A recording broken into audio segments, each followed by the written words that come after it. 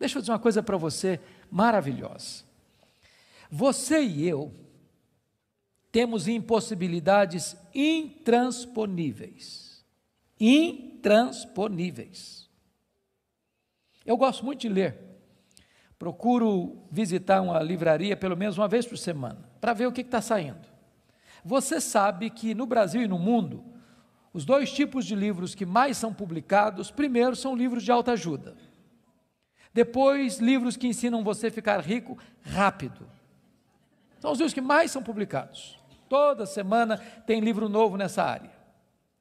E esses livros dizem assim para você: você tem a força, você é capaz, você tem o poder, você é um gigante, há poder nas suas palavras. Basta você fazer cócega no seu interior e levantar-se-á daí um gigante. Sabe o que a Bíblia diz? Exatamente o contrário disso. A Bíblia diz que você e eu somos fracos, mas muito fracos. Por exemplo, nós temos fraquezas físicas. Hoje, gente, gostando ou não, querendo ou não, o tempo vai esculpindo algumas rugas no nosso rosto, indisfarçáveis. De vez em quando um cosmético ajuda. Daqui a pouco uma cirurgia plástica dá uma boa melhorada. Mas chega uma hora que nem Pitangui e a sua equipe dão mais jeito. As pernas ficam bambas, os joelhos trôpegos, as mãos descaídas, os olhos embaçados, e diz os entendidos que cada fio de cabelo branco que brota na sua cabeça é a morte chamando você para um duelo. E eu acho até um exército acampado ao meu redor. Nós temos fraquezas físicas. Nós temos fraquezas emocionais, irmãos. Quantas vezes você e eu, nas noites mais tenebrosas da nossa alma, já gememos, já choramos, desesperados, dizendo: meu Deus, eu não aguento mais, eu não aguento mais. Temos fraquezas emocionais. Nós temos fraquezas morais. Quantas vezes você já orou a Deus com sinceridade de coração, dizendo: Deus, eu não quero mais cometer esse erro, Deus, eu não quero mais transgredir e cair nesse mesmo pecado, Deus, eu não quero mais reincidir nesse erro, e daqui a pouco você se flagra cometendo o mesmo erro, o mesmo pecado. Não é porque faltou para você sinceridade, não, faltou para você poder. Temos fraquezas morais. Nós temos fraquezas espirituais. Nós somos um ser ambíguo, nós somos um ser contraditório, nós somos um ser paradoxal. Há uma esquizofrenia enfiada dentro de nós. O bem que nós queremos fazer, nós não o fazemos. O mal que não queremos, esse praticamos. Somos fracos. Mas é tão bom você saber que o seu Deus tudo pode. Não há impossíveis para Ele, não há doença incurável para Ele, não há vida irrecuperável para Ele, não há casamento sem solução para Ele, não há causa perdida para Ele. Ele pode tudo quanto Ele quer. Ele é o todo-poderoso Deus. A grande pergunta, portanto, é esta: quem é o seu Deus? Quão grande é o seu Deus? Quão majestoso é o seu Deus? A W. Tozer, um dos mais importantes escritores do século passado, ele diz que o maior problema da igreja é que ela passa a maior parte do tempo tomando o seu próprio pulso e olhando para o seu próprio umbigo, quando na verdade o nosso principal propósito deveria ser de conhecer a Deus, porque Daniel 11:32 diz que aquele que conhece a Deus é um povo forte e ativo. Quem é o seu Deus? Quão grande é o seu Deus? Quão majestoso é o seu Deus?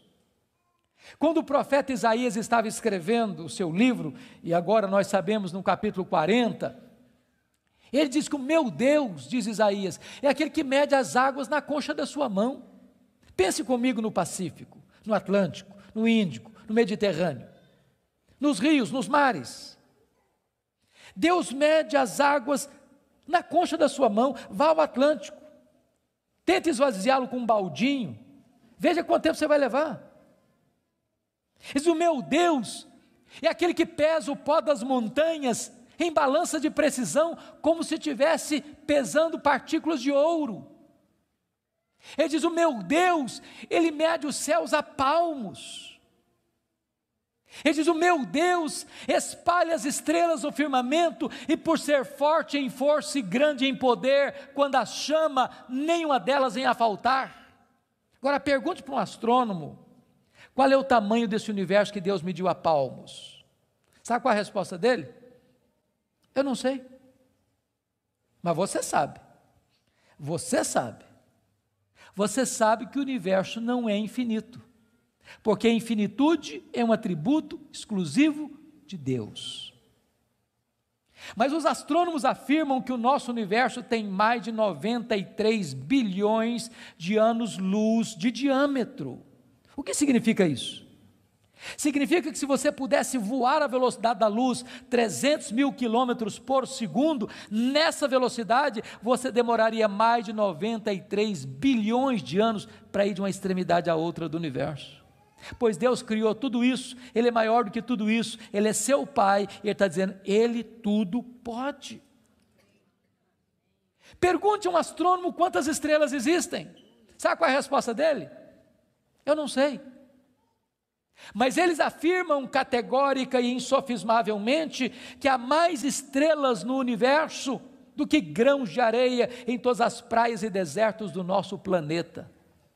Vá um dia à praia, encha a concha da sua mão de areia, leve para casa, bote numa tábua de vidro e conte quantos grãos de areia você consegue colocar na concha da sua mão. Há mais grãos de areia, há mais estrelas no firmamento que todos os grãos de areia de todas as praias e desertos do nosso planeta. Deus não apenas criou todas elas, Deus conhece cada uma delas pelo nome. E por ser forte em força e grande em poder, quando as chama, nenhuma delas vem a faltar. Este é o seu Deus, Ele tudo pode. Mas não é apenas o macro-universo que nos impressiona, não, o micro também. Se você for hoje na sua casa, lá no quintal ou na varanda que tem uma planta, tire lá uma folha, por mais tenra e delgada que ela seja, ela é tão complexa quanto a região metropolitana da Grande Campinas. Chegue em casa hoje, vá na geladeira, pega um ovo, quebre numa frigideira. Aquela gema é mais complexa do que qualquer máquina que o homem jamais inventou. Dr. John Wilson, que é uma das maiores autoridades em oftalmologia no mundo, disse que há em cada um dos nossos olhos em torno de 2 milhões de fios duplos encapados, e se não for assim haveria um curto-circuito e nós ficaríamos cegos. Dr. Marshall Nirenberg, prêmio Nobel de Biologia, fez uma das mais fantásticas descobertas no século passado. Ele descobriu que nós somos um ser programado geneticamente. Ele descobriu que nós somos um ser computadorizadamente, geneticamente. Ele descobriu que você e eu temos em torno de 60 trilhões de células vivas no nosso corpo. Ele descobriu que em cada uma dessas células nós temos 1,70 m de fita DNA, onde estão gravados e computadorizados todos os nossos dados genéticos, a cor dos nossos olhos, a cor da nossa pele, o nosso temperamento. Se você espichar a fita DNA do seu corpo, você tem 102 trilhões de metros de fita DNA, você tem 102 bilhões de quilômetros de fita DNA no seu corpo. Daria para dar diversas voltas no sistema planetário. Dr. Lowy vai dizer que códigos de vida não se originam espontaneamente. Códigos de vida não se originam de uma explosão de milhões, de uma explosão, a mega explosão cósmica. Códigos de vida não se originam de uma evolução de milhões e milhões de anos. Códigos de vida foram plantados em você pelo Deus Todo-Poderoso, Criador dos céus e da terra. Ele tudo pode. Deixa eu ilustrar isso para você. Um pai caminhava pela rua com seu filho de 4 anos. Eu acho que todos vocês concordam comigo que as crianças parece que fizeram um curso de pós-doutorado em perguntas difíceis. Eu não conheço ninguém que faz pergunta mais complicada do que criança. E o menino voltou para o pai e perguntou assim: papai, Qual é o tamanho de Deus? E o pai engasgou, porque não tinha uma resposta pronta para um menino de 4 anos. Permaneceu em silêncio, continuou caminhando.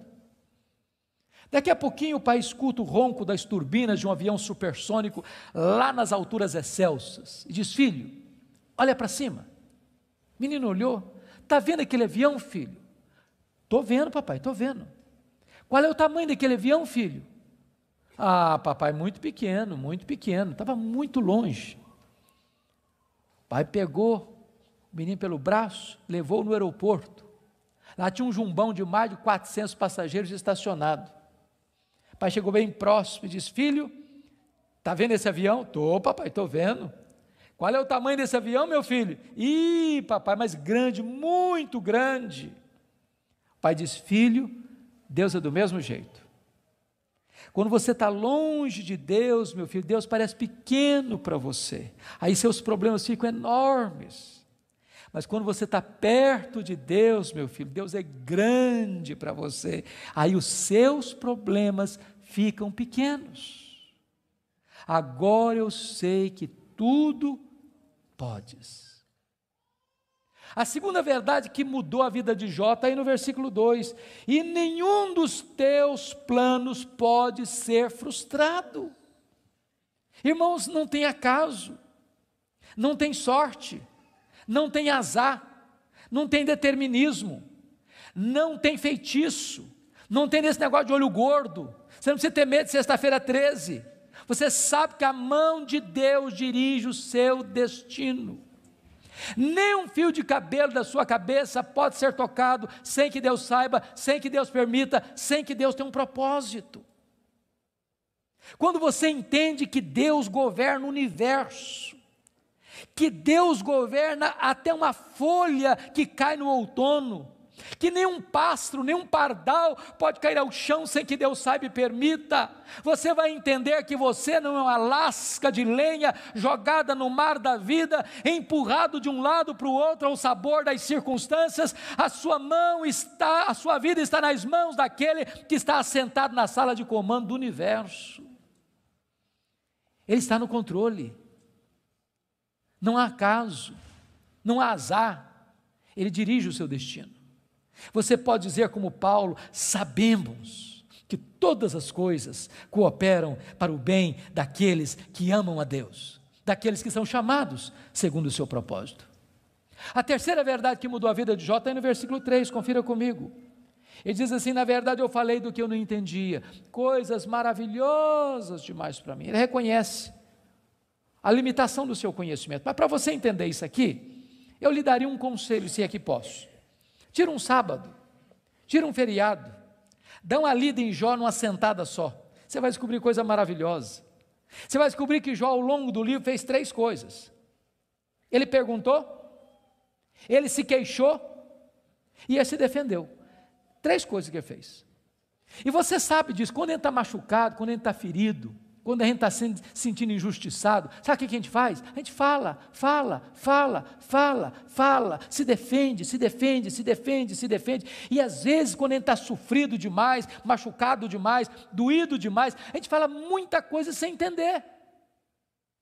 Quando Deus despeja a glória dele em cima de Jó, Jó bota a mão na boca e diz: meu Deus, quanta coisa que eu falei sem entender. Sabe o que eu aprendo com isso? Quando você encontrar alguém que parece sabichão demais, que sabe demais, que fica arrotando em cima de você conhecimento demais, você está perto de uma pessoa que sabe quase nada, que quem sabe, sabe que não sabe. Quanto mais você sabe que você não sabe, porque o que você não sabe é muito mais do que o que você sabe. Portanto, quem sabe, não estufa o peito, não fica empavonado. Não dá para ficar na presença do Todo-Poderoso Deus com soberba, com altivez, com arrogância. Jó começa a entender que Deus é Deus e Ele é homem. A quarta verdade que mudou a vida de Jó está no versículo 5, confira comigo. Ele reconhece o seu limitado conhecimento de Deus, ele diz assim: eu te conheci só de ouvir, mas agora os meus olhos te veem. Eu não sei se vocês entram em crise com esse versículo, eu entro. Sabe por que eu entro em crise com esse versículo? Porque eu não consigo conciliar 42:5 com 1:8. Lá no capítulo 1, versículo 8, Deus disse acerca dele: não tem ninguém na terra parecido com ele. Homem íntegro, reto, temente a Deus, que se desvia do mal. Aqui não é bajulação de um amigo rasgador de seda. Quem está falando isso acerca de Jó é Deus. É Deus quem está dizendo que esse cara é o homem mais piedoso da sua geração. E Deus não tem uma opinião a nosso respeito, Deus tem um diagnóstico. Agora, como é que esse homem que Deus diz que é o cara mais piedoso da sua geração, vem me fazer uma confissão dessa? Ah, Deus, eu te conheci só de ouvir, mas agora os meus olhos te veem. Parece contraditório. Mas para explicar isso, deixa-me fazer uma outra pergunta. Você conhece a Deus? Você conhece a Deus? Quanto você conhece? Quanto? Quanto você conhece a Deus? Deixa eu ilustrar. Havia um cidadão que nunca tinha visto o mar. Um dia ele fez uma viagem para o litoral e quando ele viu o mar, ele exclamou de toda a sua alma: agora eu conheço o mar. Aproxima-se dele um marujo, com a pele tostada de sol e sal, por viver nas procelas do mar, e disse assim: eu também conheço o mar. Qual a diferença entre eles? Você conhece a Deus? Quanto você conhece a Deus? Por exemplo, João 17,3 diz assim: e a vida eterna é esta, conhecer a Deus e a Jesus Cristo a quem enviaste. Sabe o que é a essência da vida eterna? É conhecer a Deus. Sabe o que você vai fazer no céu depois que você tiver 1000 anos lá na glória? Você vai estar conhecendo a Deus.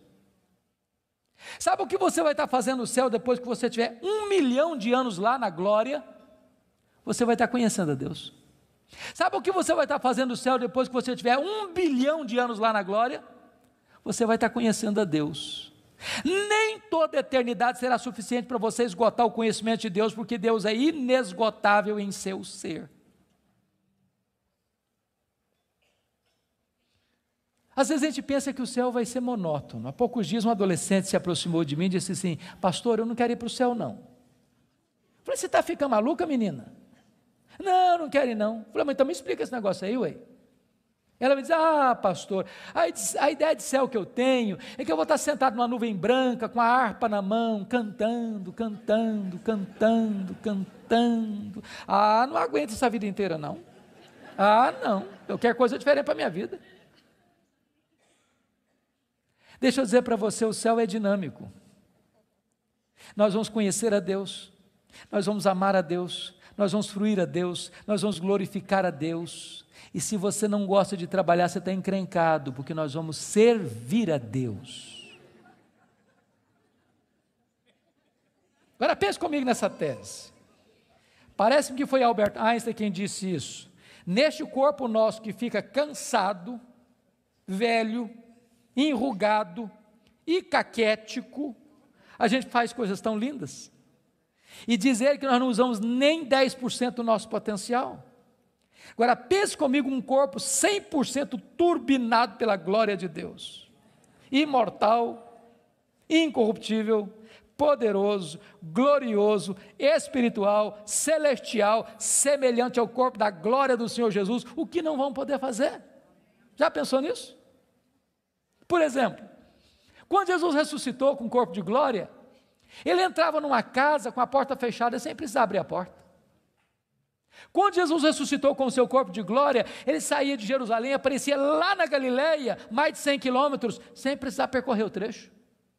Quando Jesus ressuscitou com o corpo de glória, ele foi assunto aos céus, levado entre nuvens. Eu pergunto para você agora, com que velocidade Jesus voltou para o céu? Velocidade da luz? 300 mil quilômetros por segundo. Porque se Jesus voltou na velocidade da luz, 300 mil quilômetros por segundo, depois de 2000 anos, ele está logo ali na esquina ainda. Eu pergunto para você, com que velocidade um anjo vem do céu à terra? Com que velocidade?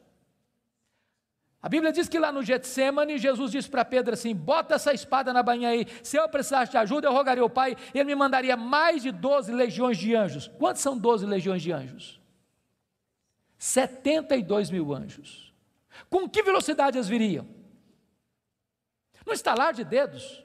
O que significa isso? Significa que os anjos não estão sujeitos às mesmas leis que nos governam, de tempo, de espaço, de tamanho. A Bíblia diz que nós vamos ser como os anjos, não no sentido de que não teremos um corpo, mas vamos viver na mesma dimensão. Nós vamos habitar e reinar com Cristo nos novos céus e na nova terra. Vamos servir a Ele, vamos trabalhar para Ele, vamos glorificar a Ele, vamos conhecê-lo, e jamais chegará um dia na eternidade que a gente possa dizer assim: agora eu conheço tudo a respeito de Deus, não tem mais nada para conhecer, porque esse dia jamais chegará, porque Deus é inesgotável em seu ser.